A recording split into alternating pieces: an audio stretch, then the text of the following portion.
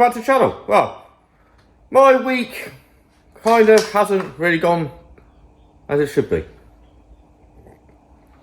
Came in, went to just quickly put the doors back together and then start filming, putting the interior in.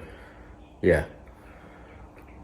As you remember in the last episode, I put most of the stuff back together and the doors didn't work because, as we all know, Ford stuff is all coded in the doors and stuff, which didn't really bother me. It was just one of those ones I took a luck, see if it did it the rest of it. So it's just a case of quickly swapping over looms over the rest of it. And to be honest with you, I should have put the flipping camera on, the amount of hassle I've had this week with it.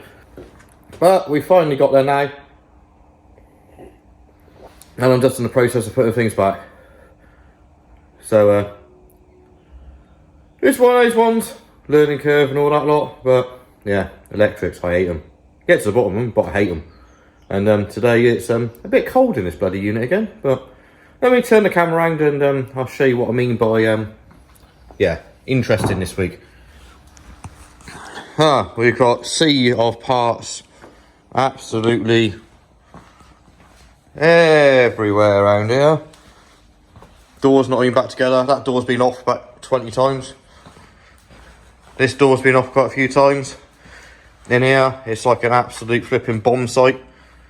And it's like literally everything has been apart. The power probes out, multimeters out, the whole lot.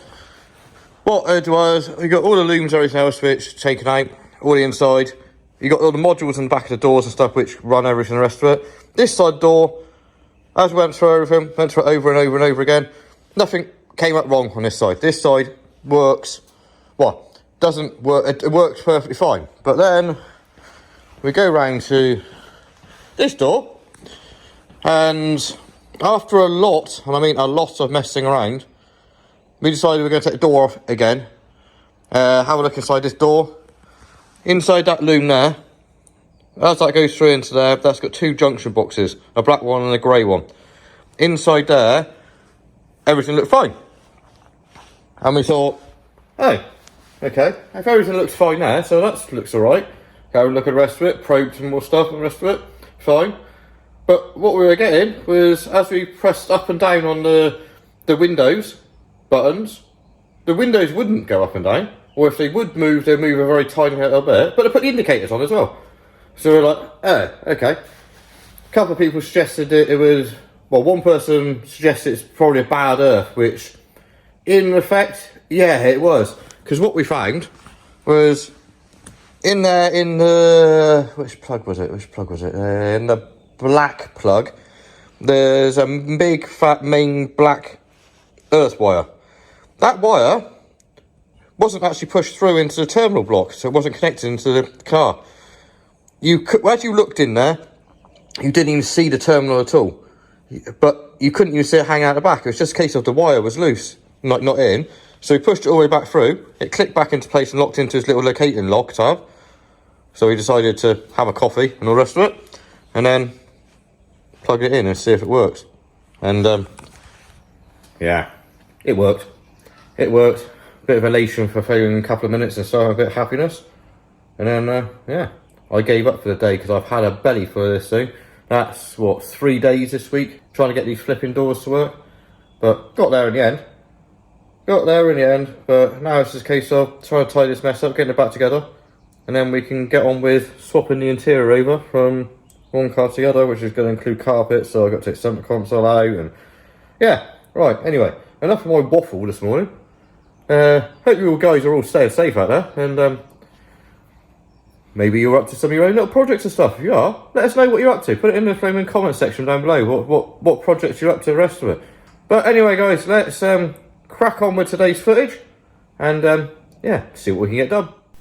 Alright, so first things first, after I have another couple of mouthfuls of coffee, because it's so bloody cold now, start getting the rest of the door panel back together, which is all the 10 mils already around the outside. So we get all them done. Then it's a case of time to replace that broken mirror. So go out, get that spares covered. Another mirror goes on, put that one back in. A couple more little bolts and stuff we needed to do back up still, which I still missed, and the rest of it. And then it was just time to slide the glass back in where it went to. And yeah, she all works back as it should be. Right, so now we've got all the doors back together and stuff, which will work as I said. Time to start getting all this interior out of here and making up the dash, getting rid of the green bits and the rest of it. I've already took all the bits out of the other one, which are all down there, and the carpet's just behind me. So it's a case of now getting all of that lot out and then building it all back up again, which is just bolt in, bolt out. So I'll do my best at trying to film it. I don't know what I'm going to be able to film and what not, but we'll see what we can do.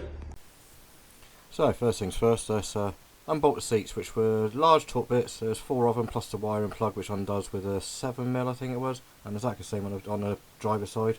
So we'll get them 2 out. Once they're out, it's just back to once again start removing other bits. So onto the centre console. I can't remember exactly which size they are, but I think they were 10s, and this undoes and took the side parts out the front, and then it's just onto the back again. Once again, large torque bits. The bottoms just pull out with a couple of clips. The backs are a little bit more of a pain in the ass. You've got to put them off to the sides, but you don't need to remove the middle bracket like a lot of people think you do. And then out it comes, and you just about seen there, the boot carpet comes out as well. Yeah, then onto the side panels, and it's just a case of unclipping them. Don't think there's any screws in them, and once they're unclipped, it was just remove the carpet and get that out of the way as well. But yeah, now, what I do, the filth didn't stop from the very beginning, did it? It ended up, it was all under the carpets, the whole lot, but as you can see now, it's all cleaned up really nicely in there. I gave it a quick wipe over and stuff like that as well, so it's all quite nice. There's no rot or anything underneath here.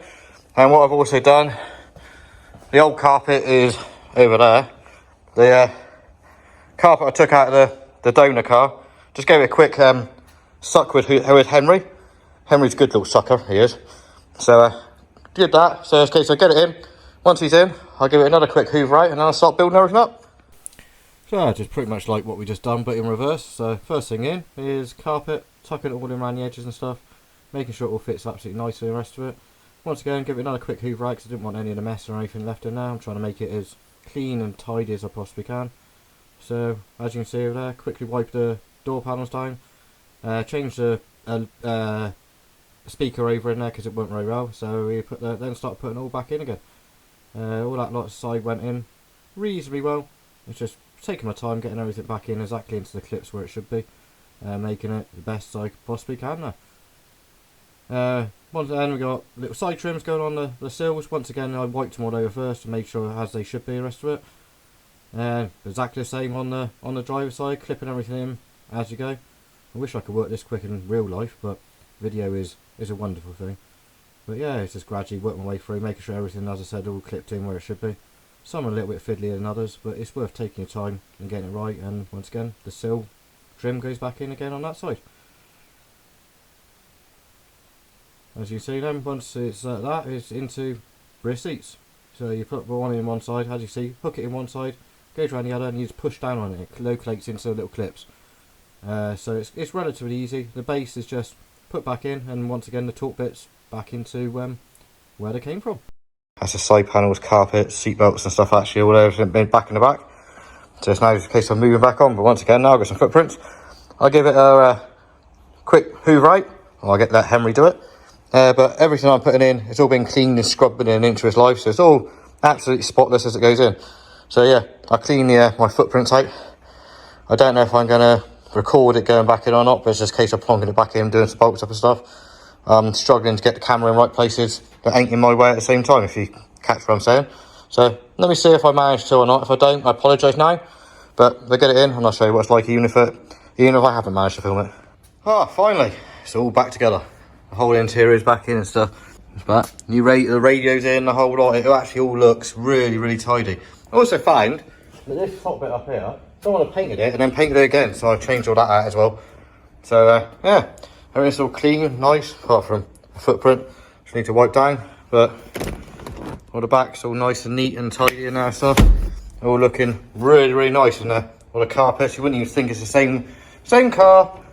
That was the mess. The boots all back together. Just needs another quick hoover out in here. Parcel shelves on, all the backs on. Even got the Ford badge and the wiper arm. And someone thinks they're clever around here. You know exactly who you are. But yeah, all back together. Needs a As I said, it needs painting at some time, but we're not too fussed about that at the moment. There's reasons why I'll put it back together for now. So, yeah. Excuse me. Do believe I'm quite happy how that interior's gone. 2,000 years later. A few days gone by, guys. I was going to end the video where it was, but I decided I'd rather put an extra little bit into this video and stuff. In the last few days, I gave the thing a real good clean, and I'm actually very surprised, to be honest with you. We got the little side bits on, which are these little bits here, which are sticking like shit. So I'll do something about them at some time. I'll probably sticker flex them on when I do it, but there's a little bit of a difference. But yeah, all the panels have come up, apart from a real good polish. A couple of tiny little bits like this, but I reckon it might stay black, to be honest with you. I actually quite like it now it's black. Now it's clean, sorry. It needs front bumper, rear bumper, and as I say, a couple of little tiny bits touching in on there. To be completely honest with you, I need to do a couple of wings on it as well, because the bottoms of the rings are a little bit rusty. So I'm not too fussed or worried about it, but I'm thinking of leaving it black, getting a few bits and doing that for now, and then later on we'll start modifying and playing around with a little bit of it. But literally, I've also been giving it a drive around and stuff, because I wanted to make sure everything was okay. We'll go for a drive all together in a little bit once I get a couple more bits done to it. But it's drives fine. I can't fault the thing at all at the moment. Still gonna get tracking and things like that done on it, but I've stuck about 100 miles on it now, and it's real pleasant to drive, to be honest with you. I'm very happy with how the car is. A little bit nervous to start off with when I found the water pipe that was gone and stuff, the rest of it, but since driving it, we're getting no issues whatsoever. There's no pressure or anything else, even on full chat, and this thing is mapped because it's boosts and holds 1 bar of boost. Well, I said it boosts up and peaks at 1.1 and then sits at 1 bar of boost. So she's definitely mapped. And she goes like it as well. Absolutely pulls like a train. But as I said, we'll go for a drive at some time or another with it. But I just want to get a couple more little bits done on the thing at the moment. Yeah, as I said, before I finish out this video, I want to swap a couple more bits over from the poor donor. But what I want to do, I want to take off this intake here and take off this part here. We've got over on this one, I've got the ram air induction, which is all that little bit there. I've also got the ECU holder, which is also ram air again. And we've also got, admittedly pink, but we'll change it sometime later. But we've got the RS, what's it called? Flipping vac pipe. That's the one. So we're going to do those 3 mods now and get them on here. And yeah, hopefully I'll be able to film some of it and get it on. So I don't know how it comes apart, but I'm sure I'll find out. So I'll set up and see if we can get a few bits messed around with. What I'll probably do is take the bits off of that, off of camera, and then we'll have them ready to go on here. So yeah, I think that's the next mission. As I said, I got all the parts off for now. Got all the bits. I got to take the ECU out and swap it over with the other one, but I'm not worried about that at the moment. We'll do that in a minute. But the size of that air filter is yeah, she's a big boy. But we got that lot off. I've also got the RS vac pipe kit. Now I realised some idiot hadn't even wired it in properly, so I don't know if that's going to go on today or not. I might buy a new kit because I don't really want it pink either. But then again, I don't want any green bits and red bits, and oh well, we'll sort this all out later on. So that one had red. And you looked at the back, you find a flipping pink pipe. So some people, really. But anyway, let me stop waffling and let's try and work out how this lot comes apart and get it done. I'm doing my best with a bit of lighting. I know a lot of my work recently has been real crap with lighting and stuff.